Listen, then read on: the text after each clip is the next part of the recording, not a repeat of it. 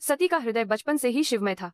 जब अन्य बालिकाएं फूलों से खेलती थीं, सती कैलाश की ठंडी हवाओं में शिव के नाम का जाप करती। उनके छोटे से हृदय में शिव का वह रूप बसा था, भस्म लगाए, सर्पों को गले में लपेटे, डमरू की ध्वनि में लीन। दक्ष की सैकड़ों पुत्रियों में सती सबसे प्रिय थीं, पर जब उन्होंने शिव को वर चुना तो पिता का हृदय चूर चूर हो गया। वह योगी, वह भूत प्रेत का साथी, मेरी पुत्री का योग्य वह कैसे? दक्ष की आंखें क्रोध से लाल हो उठीं। फिर भी सती ने पिता के सामने सिर नहीं झुकाया। उनका प्रेम इतना गहरा था कि वह किसी भय के आगे नहीं झुकता था।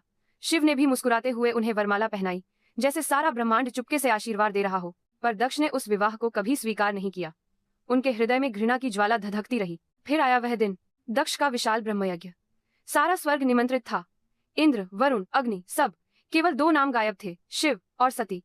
जब सती को पता चला तो उनके हृदय में कुछ टूटा। मेरे पति को अपमानित किया जा रहा है और मैं चुप रहूं? शिव ने मना किया। उनकी आंखों में दुख था, पर आवाज शांत। सती, वहां मत जाओ, अपमान मेरा नहीं, उनके संस्कार का है। पर सती के लिए शिव का अपमान अपना अपमान था। वह अकेली चली गई, बिना निमंत्रण, बिना भय। यज्ञ स्थल पर जब सती पहुंची, सारा पांडाल ठिठक गया।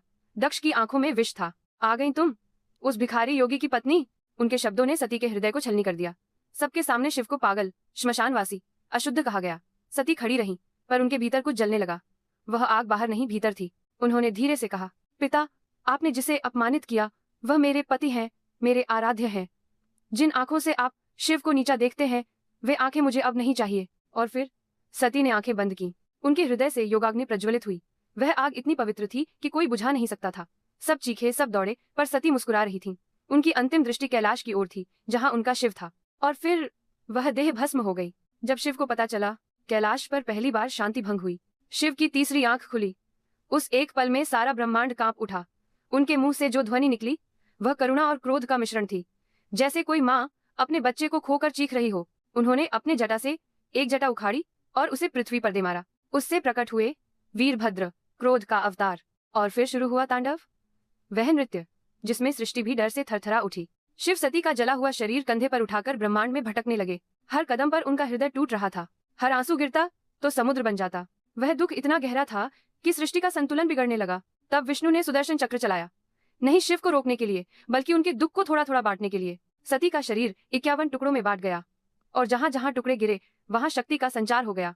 हर शक्तिपीठ आज भी सती के उस बलिदान की गवाही देता है। पर सबसे बड़ा दुख शिव का था। वह शरीरहीन सती को आज भी अपने हृदय में लिए फिरते हैं। इसलिए तो उन्हें अर्धनारीश्वर कहते हैं, क्योंकि सती उनमें सदा जीवित है। ये कहानी केवल बलिदान की नहीं, यह उस प्रेम की कहानी है जो मृत्यु से परे चला जाता है, जहाँ पत्नी अपने पति के सम्मान के लिए स्वयं को जला देती है और पति उस दुख में सृष्टि को जलाने को तैयार हो जाता है। नमः